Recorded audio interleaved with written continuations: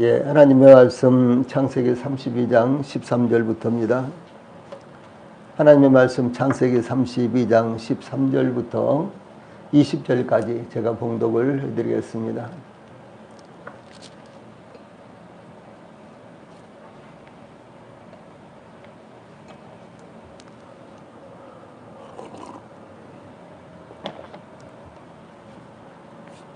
예, 하나님의 말씀 창세기 32장 13절부터 20절까지 제가 봉독을 해드리겠습니다. 야곱이 거기서 밤을 지내고 그 소유 중에서 형 에서를 위하여 예물을 택하니 암염소가 200이요 순염소가 20이요 암양이 200이요 순양이 20이요 전나는 낙타 30과 그 새끼요 암소가 40이요 황소가 10이요 암나귀가 20이요 그 새끼 나귀가 10이라. 그것을 각각 때로 나누어 종들의 손에 맡기고 그의 종에게 이르되 나보다 앞서 건너가서 각대로 거리를 두게 하라 하고 그가 또 앞선 자에게 명령하여 이르되 내 형 에서가 너를 만나 묻기를 내가 누구의 사람이며 어디로 가느냐 내 앞에 것은 누구의 것이냐 하거든 대답하기를 주의 종 야곱의 것이요 자기 주 에서에게로 보내는 예물이 오면 야곱도 우리 뒤에 있나이다 하라 하고 그 둘째와 셋째와 각대를 따라가는 자에게 명령하여 이르되 너희도 에서를 만나거든 곧 이같이 그에게 말하고 또 너희는 말하기를 주의 종 야곱이 우리 뒤에 있다 하라 하니 이는 야곱이 말하기를 내가 내 앞에 보내는 예물로 형의 감정을 푼 후에 대면하면 형이 혹시 나를 받아주리라 함이었더라. 아멘. 20절 말씀까지 봉독을 해드렸습니다. 예, 오늘 저녁에는 창세기 32장 13절로 20절 말씀을 통해서 인간의 기도와 인간의 노력의 함수관계, 기도와 인간의 노력의 함수관계 이런 주제로 말씀을 전해드리겠습니다. 이스라엘이 애굽에서 해방되어 홍해 앞에 이르렀을 때 이스라엘 백성들은 추격하는 애굽의 병거들과 군사들을 보면서 심히 두려워해서 하나님을 부르짖고 모세를 원망하면서 애굽에 매장지가 없어서 당신이 우리를 이끌어내어 이 광야에서 죽게 하느냐 어찌하여 당신이 우리를 애굽에서 이끌어내어 우리에게 이같이 하느냐 우리가 애굽에서 당신에게 이른 말이 이것이 아니냐 이러기를 우리를 내버려 두라 우리가 애굽 사람을 섬길 것이라 하지 아니하더냐 애굽 사람을 섬기는 것이 광야에서 죽는 것보다 낫겠노라. 출애굽기 14장 11절과 12절 말씀인데 예, 이렇게 말하면서 울부짖었습니다. 그때 모세는 이스라엘 백성들을 향하여 출애굽기 14장 13절 14절에 보면 너희는 두려워하지 말고 가만히 서서 여호와께서 오늘 너희를 위하여 행하시는 구원을 보라. 너희가 오늘 본 애굽 사람을 영원히 다시 보지 아니하리라. 여호와께서 너희를 위하여 싸우시리니 너희는 가만히 있을지니라. 이렇게 말했습니다. 이스라엘 백성들이 홍해를 건너는 데는 이스라엘 백성들로서는 할 일이 전혀 없었습니다. 다만 하나님께서 역사하시는 것을 가만히 보고 있으면 문제는 해결되었다라고 하는 사실입니다. 예, 이것은 동일하게 저희들의 구원의 문제도 마찬가지입니다. 주 예수님께서 십자가에 못 박혀 죽음을 당하심으로 완전한 대속을 이루셨는데 거기에 대해서 저희들이 관여한 것은 아무것도 없습니다. 다만 이 놀라운 사실, 이미 성취된 이 사실을 저희들 마음에 받아들임으로 말미암아 저희들이 죄사함 받고 영원한 생명을 얻게 되는 것입니다. 예, 그러므로 이 하나님께서 역사하시는 것을 가만히 보고 있으면은 문제는 해결됐다라고 하는 것입니다. 그러나 야곱이 에서를 이기기 위해 혹은 에서의 분노를 풀기 위해 또한 에서의 분노를 피하기 위해서는 기도할 뿐만 아니라 갖추지 않으면 안 되는 일들이 많았다는 사실을 본문은 우리들에게 전해주고 있습니다. 에서가 400인을 건드리고 야곱을 만나기 위해 오고 있다는 소식을 들은 야곱은 심히 두렵고 답답하여 그에게 속한 모든 것을 두 때로 나누었는데 만약 에서가 한 떼를 치면 다른 한 떼라도 살려야겠다, 피하겠다라고 생각했던 것입니다. 또한 야곱은 9절 말씀에 보면 조부 아브라함이 하나님, 내 아버지 이삭의 하나님 여호와, 그 하나님을 향하여 간절히 기도했습니다. 야곱의 서기를 만나기 위한 준비는 그곳으로 모두 끝난 것이 아니었습니다. 자기의 떼를 두 떼로 나누어서 만약에 한 떼를 에서가 치면은 한 떼는 피하리라.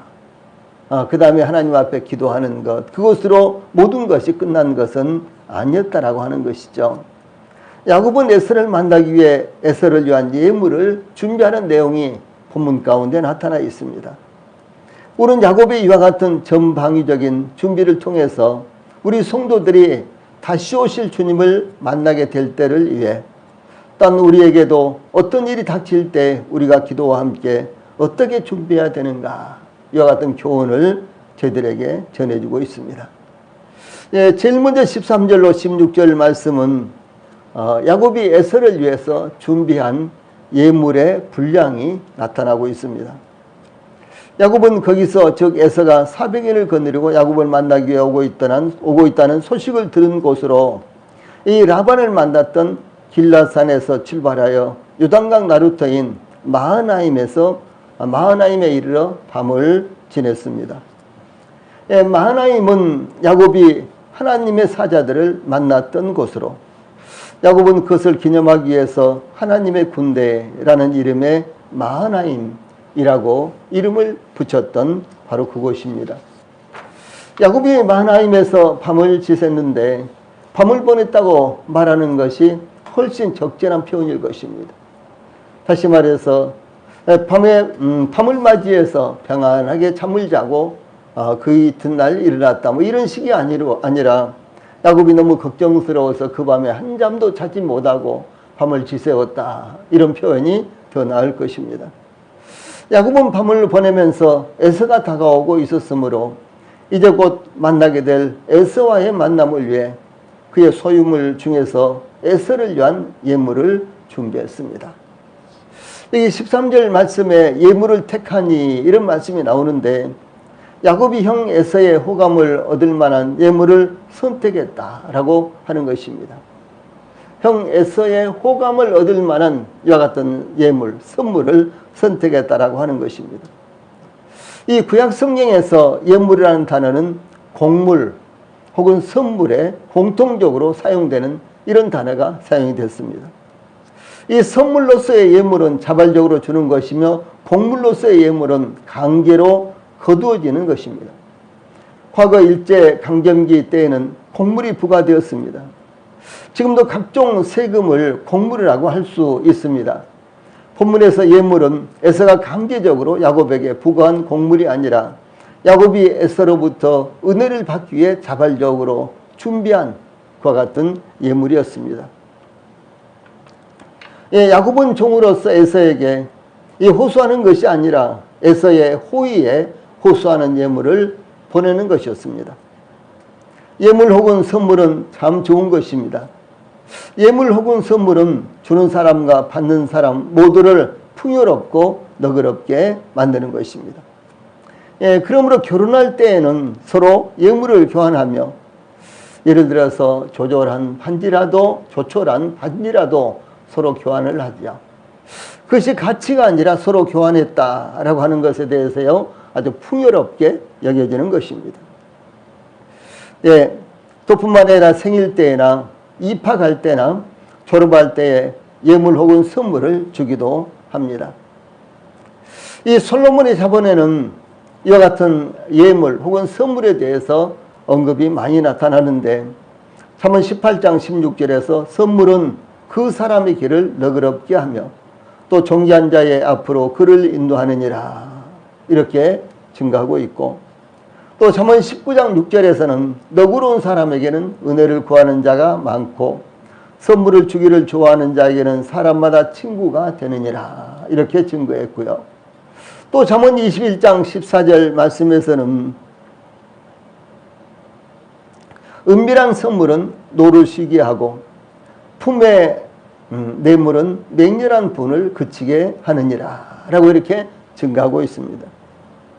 그러나 이 선물을 줄 때 혹은 받을 때 주의할 점이 있는데 솔로몬은 잠언 25장 14절 말씀에서 선물한다고 거짓 자랑하는 자는 비 없는 구름과 바람 같으니라 이렇게 증거했습니다. 이 선물을 한다고 말을 흘려놓고 선물을 안 하면 되겠어요? 어떻게 되겠어요? 뭐 나한테 선물을 한다고? 그래 무슨 선물을 하려나? 그런데 시간이 지나도요 선물이 안 오는 거예요. 그럼 어떻게 돼요? 오히려 그 말을 흘리는 사람이 엄청나게 어려움을 당하게 될 것이다 라고 하는 것이죠. 또 뿐만 아니라 선물을 준다고 줬지만은 그러나 선물을 받는 사람이 볼 때요 전혀 그것이 마음에 안 드는 선물, 그런 것이라면 어떻게 되겠어요? 그래서 이 선물을, 예물을 주는 것은 대단히 중요한 것이지만 그러나 참으로 조심을 해야 될 것 같은 것입니다. 그래서 선물한다고 거짓 자랑하는 자는 비 없는 구름과 바람 같으니라 라고 솔로몬은 이렇게 증거하고 있습니다. 야곱은 에서를 위해 선물을 준비했는데 암염소가 200이요 순염소가 20이요 암양이 200이요 순양이 20이요 전나는 낙타 30과 그 새끼요 암소가 40이요 황소가 10이요 암나귀가 20이요 그 새끼 나귀가 10이라 이렇게 무려 계산해 보면 580마리인데 그 중에 수컷이 50마리입니다. 그러므로 아주 양질의 가축을 예물로 선택했다라고 이렇게 평가가 되는 것입니다. 유목민들의 부의 기준은 얼마나 많은 가축을 소유하느냐 이것으로 판단이 되는데 야곱이 에서를 위해서 550마리의 가축을 580마리의 가축을 예물로 준비했다는 것은 에서를 위한 예물이 대단한 규모였다라고 하는 것을 의미하며 아울러 야곱이 얼마나 그 정도의 예물을 줄 정도면 야곱이 얼마나 대단한 부자였는가라는 것을 짐작하게 하는 것입니다. 몽골이나 아라비아 사막의 유목민들은 여전히 지금도 유목민들이 많이 있죠. 그런데 그 유목민들의 경우 100마리의 가축을 소유하면 큰 부자라고 이렇게 합니다. 대체적으로 몽골이라든가 아라비아 사막에서 유목민들이 지금도 많이 있는데 이들이 가지고 있는 짐승의 수가 100마리의 절반 정도도 채 안 되는, 대부분 다 그렇다는 것이죠. 그래서 이 100마리만 돼도 대단한 부자다라고 이렇게 전해주고 있습니다. 그런데 580마리, 그것도 더더구나 이 야곱이 살던 시대에 선물로만 580마리의 짐승을 보내는 것은 야곱이 얼마나 큰 거부였는지를 엿볼 수 있는 것입니다. 우리나라 대관령에는 목장들이 많죠. 그래서 거기 이제 이 어린 아이들과 함께 또 뭐 그 바람수요로 거기 가서 돈을 주고 입장을 하고 그 다음에 그 안에 가서도 또 돈이 들기도 하는데 그렇게 이제 대관령에는 목장이 세 군데가 있습니다. 그런데 이 세 군데의 목장에 그 짐승들이 대략 약 600마리 정도 됩니다. 그러니까 목장 한 군데에 약 600마리 정도씩 이렇게 그 양과 그 다음에 또 젖소와 이와 같은 짐승 모두가 한 목장에 600마리 정도씩 이렇게 된답니다. 그런데 이제 그것이 지금은 이제 관광 상품이 되어서 아주 많은 사람들이 그 세 개의 목장에 아이들을 데리고 동반하고 이렇게 방문하기도 하고 또 어른들끼리도 이렇게 가고요. 아주 거기 가면은 뭐 하늘이 금방 이렇게 닿을 것처럼 이렇게 이제 그런 이제 풍경이 이루어지고 있고 참 이제 시원하니 아주 그 초원들이 이루어지고 있고 그래서 대단히 좋답니다. 그래서 많은 사람들이 이 대관령 이 목장에 가는데 세 개 회사에서 이렇게 목장을 만들어 가지고요. 세 개의 목장이 있는데 그 한 개의 목장에 약 600마리 정도의 이와 같은 짐승이 있다고 합니다. 그러므로 에서에게 보내는 예물로만 580마리의 짐승이 있다는 것은 그야말로 대단한 규모의 예물을 준비했다라고 하는 것을 알 수가 있는 것입니다. 이 야곱은 에서에게 보내는 예물의 짐승을 세 떼로 나누어서 각 떼의 사이의 거리를 약간 두게 해서 이렇게 에서에게로 나가게 했습니다. 이 16절 보면 그것을 각각 떼로 나누어 종들의 손에 맡기고 그의 종에게 이르되 나보다 앞서 건너가서 각 떼로 거리를 두게 하라. 이렇게 하고요. 야곱이 에서에게 보내는 예물을 세 떼로 나누고 때 사이를 약간의 거리를 두게 한 것은 예물의 양이 아주 많아 보이도록 함과 동시에 세 떼로 나누는 것은 세 번이나 선물을 주는 것으로 급한 성격의 에서의 격한 감정을 차츰차츰 완화시키기 위한 전략이었던 것입니다. 예, 아마도 에서는 이 앞에도 두 팀이 두 떼가 갔는데 뭐 또 이렇게 하면서요, 감탄하면서 그의 격한 감정이 그 자신도 모르게 누그러뜨려지게 될 수도 있었을 것입니다. 야곱은 바로 그것을 원하고 있었습니다. 이와 같이 야곱은 에서를 만나기 위해 최선을 다해서 준비하고 있었다라고 하는 것입니다. 무슨 일이든 관계없이 기도하는 것은 우선적이며 중요한 것입니다. 무슨 일이 일어날 때 제일 먼저 기도해야 될 건요, 아니 일이 일어나기 전부터 기도해야 되는 것은 당연한 것입니다. 그래서 무슨 일이 일어나든지 일어나지 않든지 혹시 또 일어났다고 한다면요, 먼저 기도하는 것이 우선적이다라고 하는 것입니다. 그러나 기도로서 끝나는 것은 합당하지 않는 것입니다. 즉 나는 기도했으니까 이제 하나님께서 알아서 하십시오. 이것은 아주 믿음이 좋은 것 같지만은 그러나 이런 것은 하나님을 가볍게 여기는 행동이 되는 것입니다. 주 예수님께서 겟세마네 동산으로 기도하러 가실 때 고민하시고 슬퍼하사 이렇게 되어 있어요. 예, 겟세마네 동산으로 기도하러 가시면서 고민하시고 슬퍼하셨다. 얼마나 그 마음에 고통스러웠을까라고 하는 것입니다.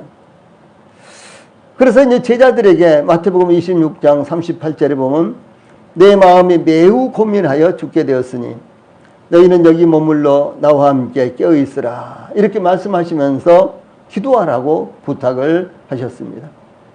또한 기도하신 모습에 대해서 누가복음 22장 44절에서는 예수께서 힘쓰고 애써 더욱 간절히 기도하시니 땀이 땅에 떨어지는 핏방울 같이 되더라. 이렇게 증가하고 있습니다. 주 예수님께서 얼마나 간절히 그야말로 모든 힘을 다 짜내서 하나님 앞에 기도했는지 볼 수가 있는 것입니다.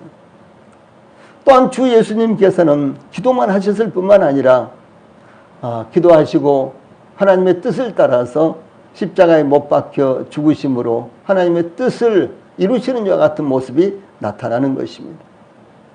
그러므로 기도하는 것으로 모든 것이 끝나면 안 된다라고 하는 사실이죠. 기도는 대단히 중요한 것입니다. 그러므로 기도하면서 기도에 합당한 삶을 살아야 하며 또한 믿음을 가져야 하는 것입니다. 기도에 합당한 믿음을 가져야 하는 것입니다. 예, 즉 기도하고 방관하는 것이 아니라 기도가 이루어질 때까지 마음과 삶을 통해서도 기도가 계속돼야 한다라고 하는 사실입니다. 야곱은 그 종들에게 16절에서 나보다 앞서 건너가서 각대로 거리를 두게 하라. 그러니까 첫 번째 때, 두 번째 때, 세 번째 때, 이 때 사이가 조금씩 거리를 두어서 이렇게 이제 나가도록 하라. 이렇게 지시를 했습니다. 야곱은 예물로 짐승의 떼를 거느린 종들이 먼저 건너가도록 지시한 것은 예물로 먼저 형 에서의 격한 감정을 푼 후에 만나기 위한 것이었습니다. 여기서 야곱은 얼마나 담대하고 용맹스러운 사람인가 이런 것들은 전혀 나타나지 않습니다. 야곱은 종들에게 16절에서 나보다 앞서 건너가서 라고 했고요. 종들은 야곱도 우리 뒤에 있나이다 18절 20절에 두 번이나 나옵니다. 라고 대답하도록 야곱은 지시를 했습니다. 또 21절에 그 예물은 그의 앞서 보내고 이렇게 그는 뒤에 남았다. 이런 말씀이 반복해서 나옵니다. 야곱은 이와 같이 형 에서의 분노를 풀기 위해서 최선을 다하고 있는 모습이 나타나고 있습니다. 그러나 진정으로 우리가 숨어야 할 곳은 예물 뒤에가 아니라, 그렇죠, 예물 뒤에가 아니라 하나님이다라고 하는 사실을 알아야 되는 것입니다. 사람이나 예물이 아니라 하나님이시다라고 하는 사실을 여기서 저희들에게 교훈하고 있습니다.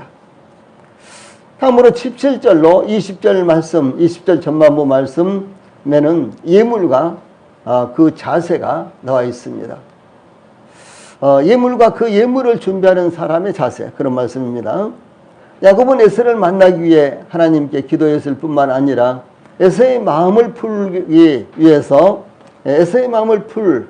풀기 위해서 모든 준비를 마치고 이어서 그의 종들까지도 철저하게 준비를 시켰습니다.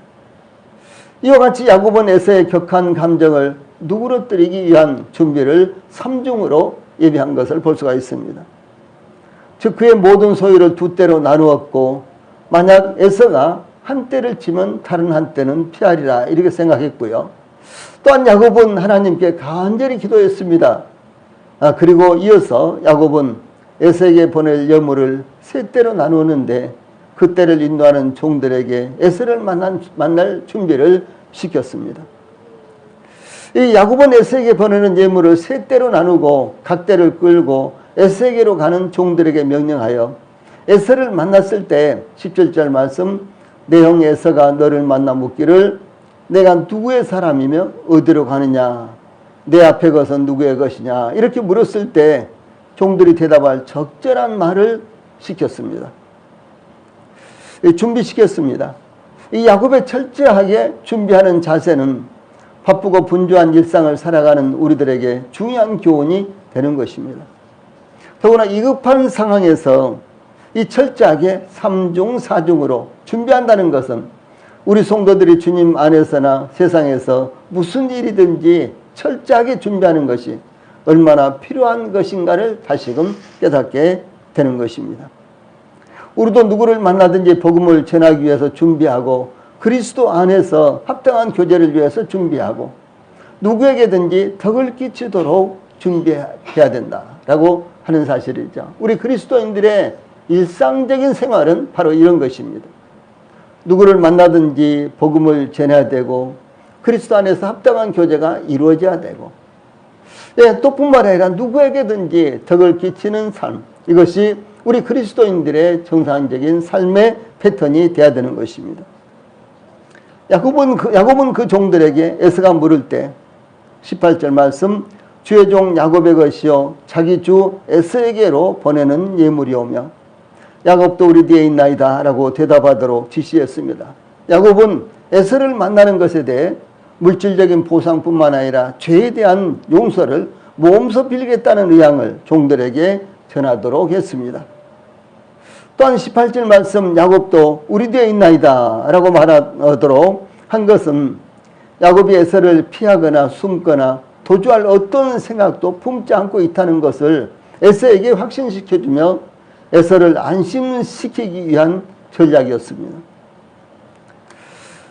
밤에 19절로 20절에서 야곱은 그 둘째와 셋째와 각 때를 따라가는 자에게 명령하여 이르되 너희도 에서를 만나거든 곧 이같이 그에게 말하고 또 너희는 말하기를 주의 종 야곱이 우리 뒤에 있다 하라 이렇게 지시를 했습니다.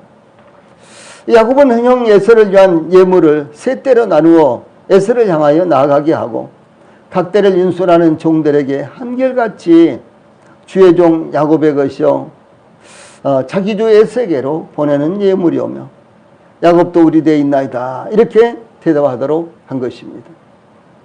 이것은 저희들의 주인이신 야곱의 것인데 그 야곱이 형 에서에게 보내는 예물입니다. 그리고 야곱도 지금 뒤에 같이 오고 있습니다. 이렇게 말하도록 아주 일괄적으로 첫 번째, 두 번째, 세 번째 이렇게 이 선물을 예물을 인술해 가는 종들에게 에서를 만나거든 이렇게 대답하도록 지시를 한 것입니다. 특히 20절에서 주의 종 야곱이 우리 뒤에 있다 하라 라고 야곱이 형 에서를 만나기 위해서 뒤에 따라오고 있다는 것을 말하도록 지시를 하고 있습니다. 19절에 그 둘째와 셋째와 각대를 따라가는 자에게 명령하여 라는 말씀은 야곱이 에서에게 예물을 어떻게 보내는가를 나타내고 있습니다. 일반적으로 가축보다 목자가 앞서가는 것이 통상적인 것입니다. 그러니까 목장은 양들보다도 앞에 가면은 양들이 뒤에 따라오는 것입니다. 이것이 통상적인 방법이었습니다. 주 예수님께서도 요한복음 10장 4절에 자기 양을 다 내놓은 후에 앞서가면 양들이 그의 음성을 아는 고로 따라오되 이렇게 말씀하셨습니다. 이것이 통상적인 방법이라는 거죠. 그래서 목자가 목동이 먼저 가고 짐승들은 그 목동을 따라서 이렇게 가는 것, 이것이 소위 양들을 인도하는 이 목자나 혹은 목동의 이와 같은 일입니다.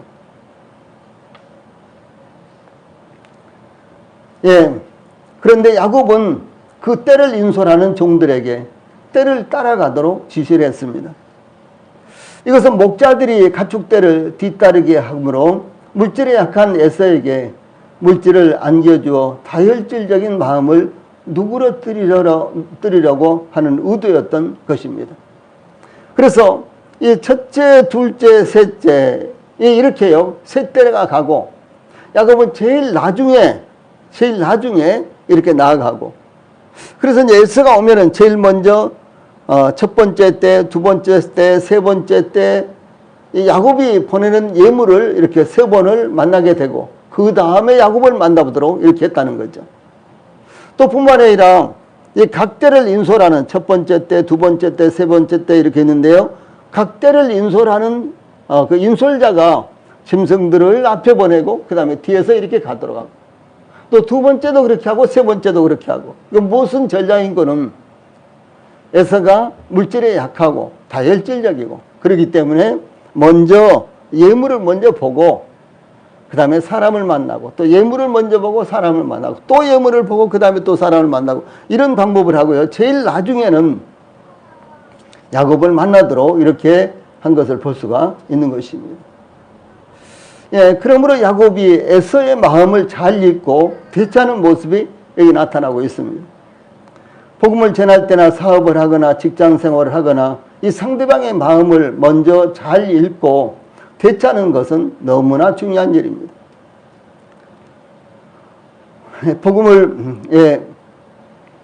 복음을 전할 때 상대방의 마음을 읽지 못한다면 엉뚱한 교제로 시간만 허비할 것입니다. 이 사업을 하면서 거래하는 상대방의 의도를 읽지 못한다면 어려움만 당할 것입니다. 직장 생활을 하면서도 이 사람의 마음을 읽지 못한다면 얼마나 많은 어려움을 당하겠습니까? 요즘은 아랫사람의 마음을 읽지 못한다면 어려움이 더 크다는 말도 있습니다. 또한 일을 맡긴 주인의 의도를 알지 못한다면 일이 어렵게 풀릴 수밖에 없을 것입니다. 그러므로 야곱처럼 에서의 마음을 읽고 대처하는 것은 자신의 의도대로 일을 이끌고 나갈 수 있는 길이 되는 것입니다. 특별히 이제 복음을 전할 때 우리 성도들이 평상시에 여러 번 만나서 잘 알고 있는 사람들이나 혹은 가족들에게 복음을 전할 때, 내지는 또 처음 만난 사람에게 복음을 전할 때 어떻게 전할 것인가. 일방적으로 내가 할 일만 하고 그야말로 하고요. 그리고 끝내버린다면 아무 의미가 없겠죠. 중요한 것은 이 상대방이 지금 기독교에 대해서 어떤 생각을 하는가, 하나님에 대해서 어떤 생각을 하는가, 또 상대방이 지금 교회를 열심히 다니고 아주 오랫동안 교회 생활을 했다는 한 사람이라면 그 사람이 과연 복음을 알고 있는가, 자신이 죄인이란 것을 알고 있는가, 죄에 대해서는 지금 어떻게 해결하고 있는가, 최소한도 이 정도는 알아야지만 복음을 풀어나갈 수가 있죠. 그래서 처음에 간략한 대화를 통해서 상대방의 영적 수준을 우리가 읽어야 되고요. 그 다음에 상대방이 지금 원하는 것이 무엇인가를 읽어야지만 복음을 전할 수 있죠. 상대방은 지금 뭐 가족들이 지금 건강이 안 좋아서 그것 때문에 기도하고 있고 그것 때문에 고민하고 있는데, 예, 그때 복음 먼저 푼다 그래서 복음이 그렇게 먹혀 들어가지 않습니다. 근데 이런 문제를 지혜롭게 잘 해결해서 이 상대방이 어떤 생각을 하든지 간에 그것을 복음으로 이끌고 나갈 수 있도록 상대방의 마음을 읽고 리드하는 것이 복음을 전하는 데 있어서 대단히 중요하다라고 하는 것입니다. 또 더러는 이제 상대방이 하는 일만 듣고요, 상대방이 하는 말만 듣고 정작 복음을 전하려고 하니까 상대방이 시간 없다고 가버리고, 그런 경우도 얼마나 많이 있습니까? 우리가 저 개천인이라든가 지하철에서 전도할 때 그런 일들이 참 많이 있었죠. 예. 예, 상대방이 이제 말을 들어주고 그 다음에 복음을 전하기 위해서 상대방이 말을 들어주는데, 예, 그렇지요, 예 하다 보니까 상대방이, 그리고 이제 내가 복음을 전하려고 하니까 상대방이 일어서면서 시간 없다고 한다든가 다음에 만나자고 한다든가 등등 이러면서요 이제 끝나버리는 이런 경우도 참 많았다는 것이죠. 그래서 어떻게 하면은 당연히 상대방의 말도 들어줘야 되겠지만 어떻게 하면은 주도권을 내가 잡고 상대방을 복음 가운데서 끌어들여서 그에게 복음을 전할 수 있을 것인가, 이와 같은 것은 상대방을 순간순간 우리가 읽어야지만 가능하다라고 하는 사실입니다. 여기 야곱이 에서의 마음을 알고 있지만 다 알고 있는 것은 사실 아니었습니다. 만약 야곱이 에서의 마음을 다 알고 있었다면 야곱은 에서를 위해 3중 4중으로 준비하지 않았을 것입니다. 기도하지 않았을 수도 있습니다.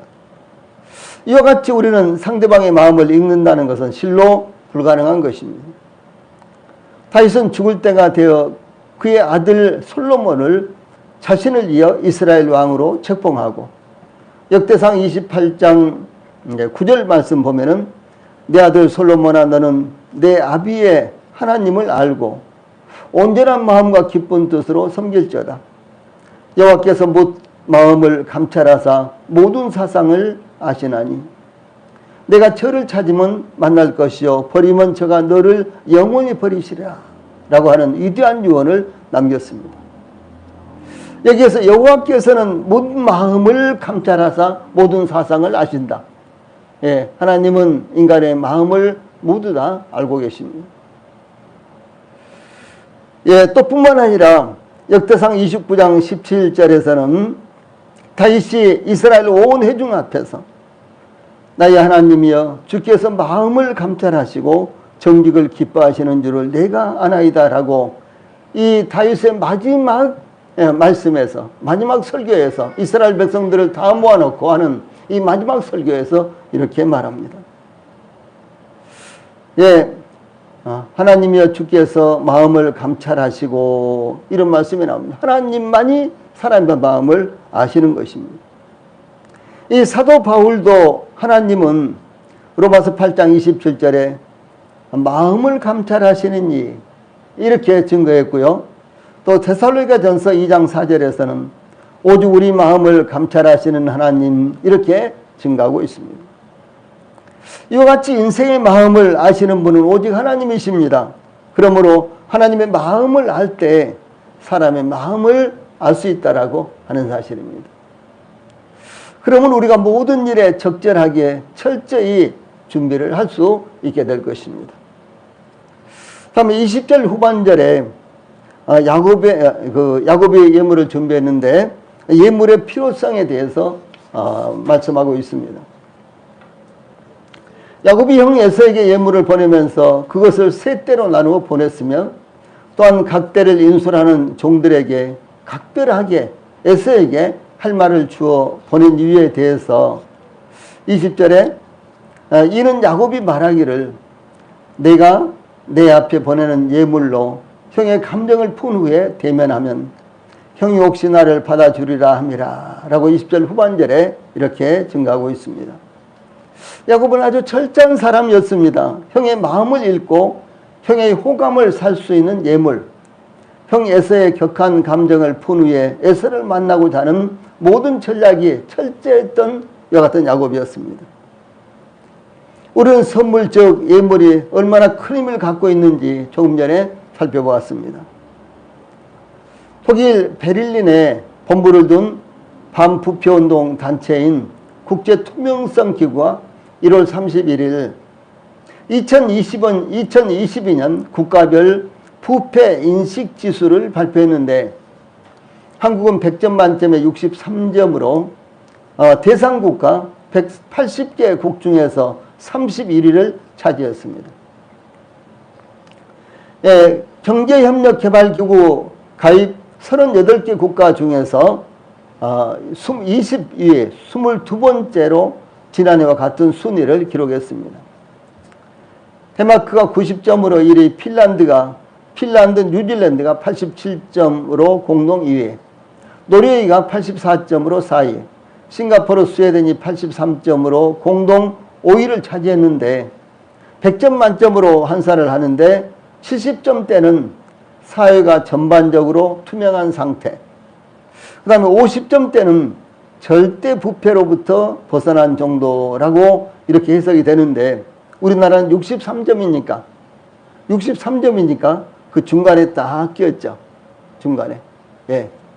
그런데 부패가 전혀 없는 것이 아니라 아직도 부패가 많이 있다라는 것이 국제투명성기구에서 발표한 것입니다.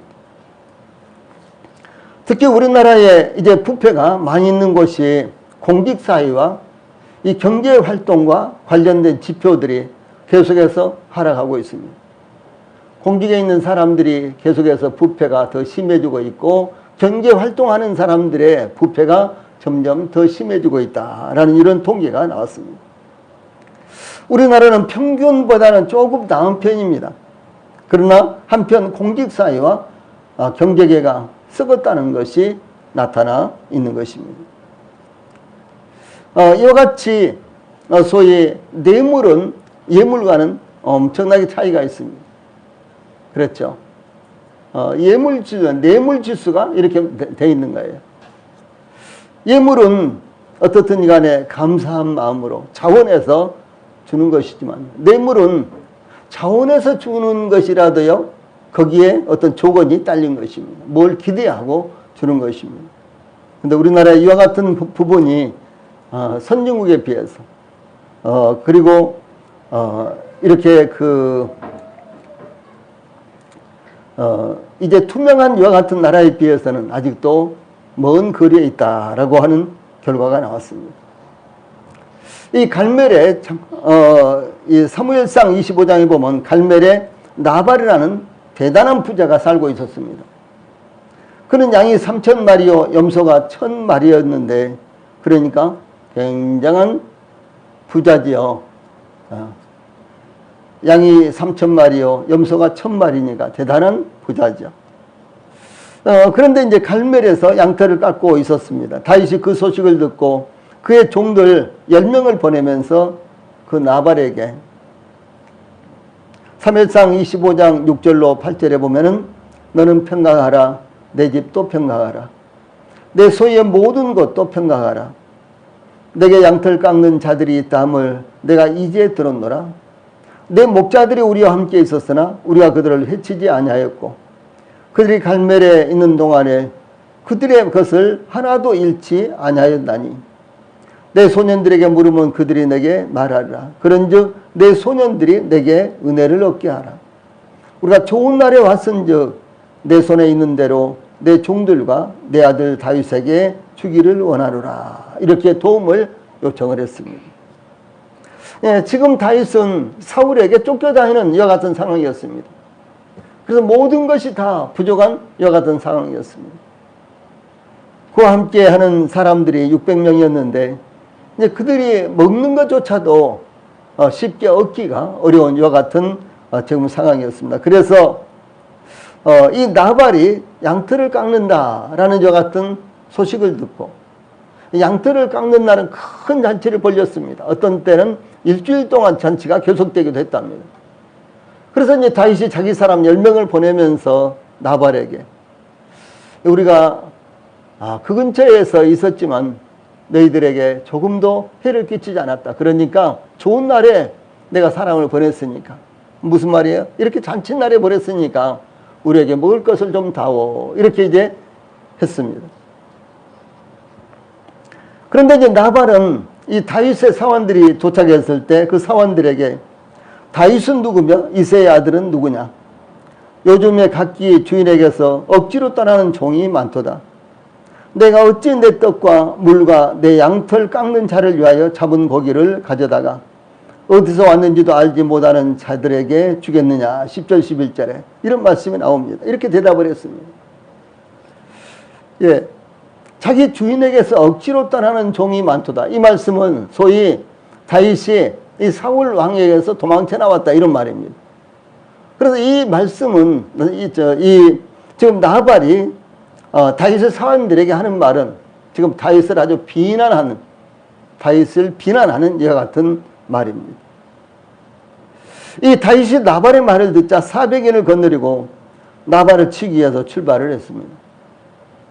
그때 나발의 아내 아비가일이 나발이 다윗이 보낸 사원들에게 이런 모욕된 말을 해서 보냈다는 소식을 듣고 급히 떡 200덩이와 포도주 2가죽 부대와 잡아서 요리한 양 5마리와 볶은 곡식 5세아와 건포도 100송이와 무화과 뭉치 200개를 가져다가 나귀들에게 싣고 이 다윗이 올 곳으로 예상되는 길로 먼저 보내고 자기는 그 뒤에 나귀를 타고 다윗이 올 곳으로 예상되는 길로 나갔습니다. 여기 21절로 22절에 보면 내가 이 자의 나발을 말한 거죠. 내가 이 자의 소유물을 광야에서 지켜 그 모든 것을 하나도 손실이 없게 한 것이 진실로 호사라. 그가 악으로서 나의 선을 갚는도다. 내가 그에게 속한 모든 남자 가운데 한 사람이라도 아침까지 남겨두면 하나님은 다윗에게 벌을 내리시고 또 내리시기를 원하노라. 이렇게 말하면서 나발을 치려 400인을 거느리고 달려갔습니다. 그런데 다윗을 만나기 위해 나갔던 아비가일이 다윗과 마주쳤는데 이 아비가일이 다윗과 마주치자마자 나귀에서 내려서 다윗의 발 앞에 엎드려서 이렇게 말합니다. 아주 긴 말씀인데 그 중에 한 구절만 보면요. 내 주여 원하건대 이 죄악을 나곤 내게로 돌리시고 여종에게 주의 귀에 말하게 하시고 이 여종의 말을 들으소서 이렇게 탄원을 합니다. 그 뒤에도 쭉 말씀이 이어지고 있습니다. 예, 다윗은 아비가일의 지혜롭게 말하는 것을 듣자 아비가일의 예물을 받고 되돌아와 갔습니다. 예, 만약 아비가일이 다윗을 만나 예물을 주지 않았더라면 나발과 그에게 속한 모든 것은 그날 멸망할 수밖에 없게 되었던 것입니다. 아비가일과 그가 준비한 예물은 그의 집을 살리는 것이 되었습니다. 이와 같이 기도와 더불어 정당한 예물은 사람을 사는 것이며 생명을 살리는 것이며 하나님을 기쁘시게 하는 것입니다. 예, 그러므로 우리 성도들도 합당한 예물로서 하나님과 사람을 기쁘시게 할 수 있게 되기를 바랍니다. 예, 기도하시겠습니다.